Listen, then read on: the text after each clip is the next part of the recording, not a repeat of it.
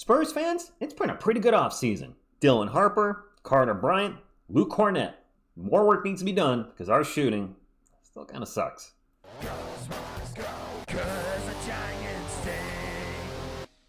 What is up, San Antonio Spurs fans? Welcome to TSR Sports. Hope your weekend has been fantastic. Summer League started last night, and well, it was a rough game to watch, so hopefully tonight's game against the Warriors will be better. Cheap plug alert, we'll be live at 6:30 p.m. Eastern. Anyway, came across an article from Air Almo talking about some of the free agents we missed on, and it got me thinking about our three-point shooting.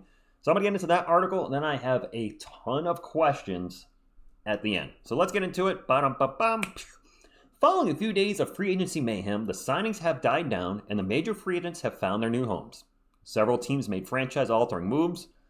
The Rockets are the first one that comes to mind. That will significantly impact their outlook for the 2025-26 season. Our Spurs did not. One addition, Luke Cornett on a 4-year deal worth $41 million. They're talking about Nickeil Alexander-Walker, how he would have been a great fit. I don't think we could have afforded him, so I'm kind of moving by that one. The player we could have afforded, Guerschon Yabusele. On the list of missed opportunities, Ford Guerschon Yabusele is obviously the one I think that stands out the most for all of us. The 6'8 stretch four would have been the perfect complement to the Spurs' current foundation. Yabusele was an impressive shooter in the 24-25 season, finishing at 38% of his three-point attempts, only costing the New York Knicks $12 million over 2 seasons. That's right, 2 years, $6 million a year. The Spurs could have easily brought him in and paired him back with his France national team teammate. Yeah, I'll talk about that in just a few moments. There were a plethora of bench sharpshooters, though, that the Spurs could have brought in on a cheap deal. Among the groups are Tim Hardaway Jr., Luke Kennard, and the greatest name in the NBA, Duncan Robinson. How has he not played for the Spurs yet? Seriously. All of these guys can make it rain from deep and could have provided a significant beyond-the-arc spark for the Spurs off the bench. In the era of three-point importance, and I'm sorry it is, each of these players was heavily sought after on the free agent market. Despite that, the Spurs could have at least attempted to snag one of them away for cheap. Who wouldn't want to play next to a load of playmakers and future MVP Victor Wembanyama? Okay, I like that last sentence. All right, so we could not have afforded one of those players they just mentioned based on their previous contracts and Luke Cornett. Our team needed a big, bad, and we checked off that box. The problem right now is the way the roster is constructed with our current salaries, the Spurs are very limited to who they could sign. That being said, seeing how cheap the Dancing Bear went for, that does hurt. If we could have found a way, maybe Cornett's contract's a little smaller and tighter, and if we could have picked up Luke Cornett and Guerschon Yabusele this offseason, that would have been an absolute A-plus grand slam, no doubt about it. But it didn't happen, which leaves a lot of questions with our Spurs shooting moving to the next season. I'm going to bring up our stats from last season, and they're not pretty. The top left, I'm going with maybe that's the starting lineup for next season, guys. I have no idea. Wemby and Fox are an absolute lock. Castle probably a lock. After that, Sohan, Barnes, Vassell, Penny. I don't know what kind of combination Mitch Johnson's going to go with. I'm sure he doesn't know yet as of this point either. There are some bad percentages there. There are some absolutely frighteningly bad percentages there. Dylan Harper's stats, by the way, the 33% is from his last season at college. Kennard was a stretch 5 when he came into the NBA. He took 3 3-pointers last year. There's the 0. I think it was 3. He's not shooting threes anymore. I don't think the Spurs are going to ask him to try. Let's get to the part where I said there were a lot of questions that we have that need to be answered. First off, Stephon Castle and or Jeremy Sohan both improve on their three-point shooting to get it around league average. For Sohan, that would be a jump of around, 4%? I think the league average is 35%. He looks good. The shot that he's been taking now, the hitch is gone. Can he be at least a respectable three-point shooter where defenders aren't constantly sagging off of him and double-teaming Wemby or triple-teaming Wemby or clogging the paint for our cutters and slashers like Castle and Fox? And speaking of Castle, that would be a big jump. He was just under 29% this season. Can he get to 35%? Asking a 6% jump is big, but not impossible. Castle is putting in some serious work right now. If you haven't been following him, he's working with the guard whisperer, who I've talked about on the channel, that helped train SGA and numerous other guards.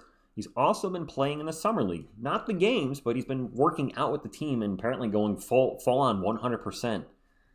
I have faith that he will improve his three-point shot. I think Jeremy will too. The question is just how much. If Jeremy goes from 31 to 32% and Castle jumps from 29 to 30, they're going to be left open whenever they're on the floor, and that's just not going to work. How about De'Aaron Fox? With the Spurs in 17 games I think he played, he was sub 30%, but I went with his year stat because that felt more appropriate. That's the entire sample size for the year. He was only 31% last year. But he has shot 37% before with the Kings. Can he be a 37% guy again? Not great, but that's above league average. And there's a lot of cans and ifs here, by the way.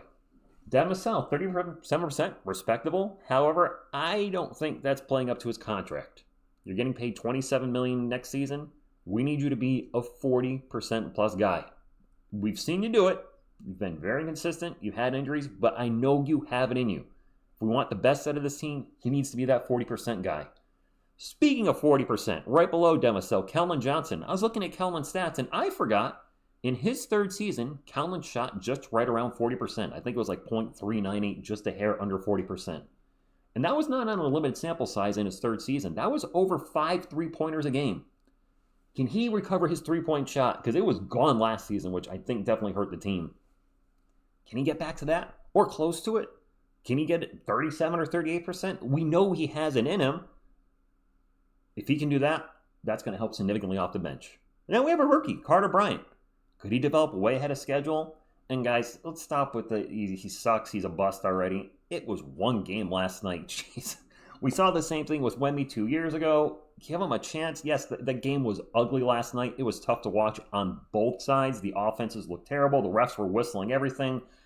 I did not enjoy watching that basketball last night. I enjoyed hanging out with you guys, but watching the game, it was a wreck. But Carter Bryant showed some potential, showed some really, really nice form with his shots. Just, he was off. Probably, some first game jitters. It was a foul machine. He's going to have to work on that, and I'm sure he will. And then last but not least, my brother from another mother, Riley Minix. Can he kill it in Summer League when he's eventually playing? Can he do well in the preseason? He was over 40% in G League last year. If he's doing that again, could he make the roster and give us some much-needed three-point shooting off the bench? I don't know. But I know this, if we see a repeat of these numbers next season, it's not going to give us the best Spurs team that it can be. We're not going to lock maximum potential Wemby, if you will. We're not going to have the floor spacing we need for Wemby to be his best, for Fox to be his best, to Castle to be his best, Harper penetrating not going to be his best. It's going to limit the team. It's a three-point shooting league, whether you like it or not, guys. I know some of you say, TSR, I'm tired of hearing three-point shooting. It is what it is. And you look at our Spurs last 5 years, they're ranked in the NBA, this is by percentage, 24, 18, 26, 28, and 20 last season. While I was looking at those stats, I couldn't help notice below that, there were a lot of ranked number ones in the NBA by the Spurs. From 2010 to 2018, our Spurs were ranked number one in three-point percentage 5 times. 5 times! 5 times! 5 times! 5 times! 5 times!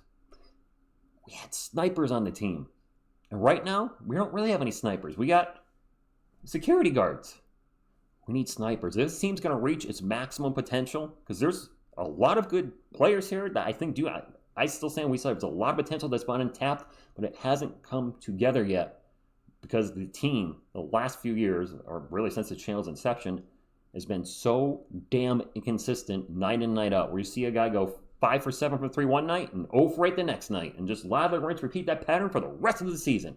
It's infuriating, it's frustrating, but I know they can do it. It's just, when will it come together? Next season? I hope so. I think it will. A healthy Wemby, an offseason with Wemby and Fox, Johnson with an offseason to prepare to be a head coach with a good supporting coaching staff around him. I have a lot of faith in the team, and that's all I got. So there you go. That's today's video. Drop a comment down below. Did any of these stats surprise you that I dropped? Did you know the Spurs were first in three-point field goal percentage, 5 out of from 10 to 18, and a lot of years before that they were number one. So we weren't exactly the highest volume three-point shooting team, but they were efficient. That's what we need back. We need the efficiency. I think defensively, we got some good parts of this team. We have building blocks. We have a legit big off the bench, but the shooting's got to come together. Did they put the work in this offseason to make it happen? We'll find out soon. Like, comment, subscribe, all that good stuff. Hope you're having a good weekend. See you at 6:30 tonight for the Warriors. Thank you, and as always, go Spurs, go. Go Spurs, go. Good.